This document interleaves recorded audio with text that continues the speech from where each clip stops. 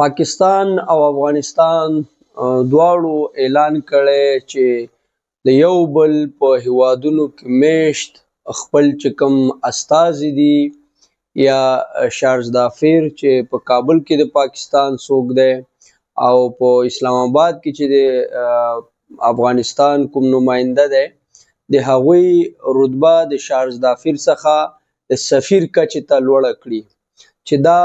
په دې وروستیو کې د دواړو هیوادونو په سیاسي اړیکو د مضبوطتیا او غوروالي خواته دلالت کوي. له دې سره بار بار په دې خبره شوې ده چې د پاکستان او افغانستان اقتصادي ټریډ چې کوم دی، امنیتي مسایل، سیاسي اړیکې او حتی دې سره به د دواړو هیوادونو ترمنځ د ولسونو تګ و راتګ او بیا په پاکستان کې چې کوم افغان مهاجرین میشت دي د دوی لپاره دا یو ډېر ښه چانس وي، ځکه چې تر څو پورې د دواړو هیوادونو په منځ کې ښې اړیکې وي نو دواړه هیوادونه به کوشش کوي چې خپلو ولسونو ته اسانتیاوې برابرې کړي،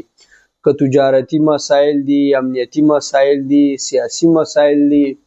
او حتی دغه د افغان مهاجرینو چې کومه موضوع ده دا یوه نړیواله بشري موضوع ده، ځکه دا د اوسنیو حکومتونو پورې تړل شوې نه ده، دا دلته له تیرو 40 کالو راهیسې دوام لري، مختلف حکومتونه تللي دي راغلي دي. نړیوالې ټولنې همیشه دا غږ کړی دی چې د افغان مهاجرینو دغه موضوع ته د سیاسي موضوع په سترګه مه ګورئ، دا یو بشري موضوع ده، د حکومتونو ترمنځ د سیاسي اړیکو د خرابېدو او ښه کېدو اغېز پرې راځي، ولې نه باید دا د دواړو هیوادونو د سیاسي اړیکو قرباني شي. له بلې خوا پرون په اسلام آباد کې دلته په لوړه سطحه یوه غونډه شوې ده چې په هغې کې د کورنیو چارو وزیر محسن نقوي دا یادونه کړې ده چې له پاکستان څخه به غیر قانوني وګړي چې کوم دي د هغوی د اخراج هغه لړۍ تیزوي. نو درنو دوستانو ګورئ، هر کله چې داسې خبره راځي تاسو د دې کمپیر یا موازنه دا په نړیواله سطحه کوئ، دې ته مه ګورئ چې په پاکستان کې دا خبره کیږي. اوس تازه ما لږ مخکې رسنۍ کتلې، حتی تاجکستان وایي چې موږ د افغانانو د بیرته لیږلو یا شړلو یا ډیپورټیشن لړۍ تیزوو، چې ګورئ تاجکستان کې دا خبرې ډېرې کمې دي، ایران دغه شانې درواخلئ، ترکیه درواخلئ، نو دا هر هیواد حق لري چې هغه د خپل امنیت لپاره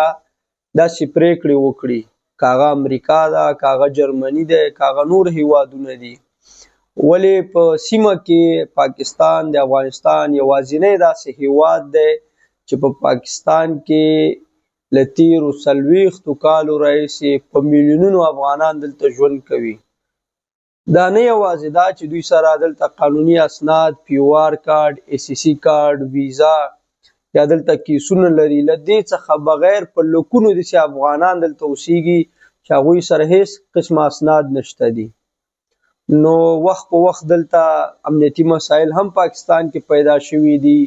دلته هغه خلک چې هیڅ اسناد نه لري د هغو پیدا کول، د هغوی بیکګراوند چک کول دا حکومت ته هم یو چیلنج وي، که چیرې د هغوی څخه څه جرمونه ترسره کیږي نو دا نه معلومیږي چې دا څوک دی، د کوم هیواد دی. نو د دې لپاره هم دلته حکومت دغه سختي لږه تیزه کړې ده چې غیر قانوني کم خلک دي دلته د هغو شناخت وشي او خپلو هیوادونو ته واستول شي. او ورسره چې کومه د افغان مهاجرینو موضوع ده دلته په پاکستان کې، دا په نړیواله سطحه یوه بشري موضوع ده، په دې باندې وخت په وخت نړیوالې ټولنې هم تاکید کړی دی چې باید مهاجرین تر فشار لاندې رانشي، دوی دلته له 3-4 لسیزو راهیسې ژوند کوي او دوی باید په رضاکارانه توګه افغانستان ته لاړ شي. دا ګوره ډېره مهمه نکته ده چې د یونیسیار نړیوالې ټولنې هر وخت دا تاکید دی، د هغوی دا دریځ دی چې باید مهاجرین خپلو هیوادونو ته په رضاکارانه توګه واستول شي، نه بای فورس یا ډیپورټیشن. نو امید دا دی چې د دواړو هیوادونو د پاکستان او افغانستان چې دغه کم سیاسي اړیکې دي دا مخ په ښه کېدو روانې دي. موږ او تاسو وینو له تېرې یوې میاشتې راهیسې د پاکستان او افغانستان د حکومتونو ترمنځ په لوړه سطحه څو ځلې ناستې شوي دي. په اسلام آباد کې شوي دي، په کابل کې شوي دي، په چین کې شوي دي. اوس په نږدو وختونو کې داسې اوازې دي چې د افغانستان خارجه وزیر امیر خان متقي هم کېدای شي پاکستان ته یو سفر وکړي او په کار هم ده چې سفر وکړي، ځکه چې ایران ته سفرونه کېدلی شي. نو دلته هم د دواړو هیوادونو ترمنځ ډېره اوږده مشترکه پوله ده. دواړه ولسونه دي دلته افغان مهاجرین دي، د دواړو هیوادونو ترمنځ د تجارت موضوع ده. نو د دې د غوروالي لپاره، د ښه کېدو لپاره د دواړو هیوادونو ترمنځ سیاسي اړیکې ډېر مهم رول لري او امید دا دی چې دغه د دواړو هیوادونو ترمنځ د سیاسي اړیکو په ښه کېدو سره به دلته په افغان مهاجرینو فشار تر ډېره اندازې کم شي او دوی ته به اجازه ورکړل شي چې د یو څه وخت لپاره دلته خپل ژوند په ارامه فضا کې ترسره کړي. مننه.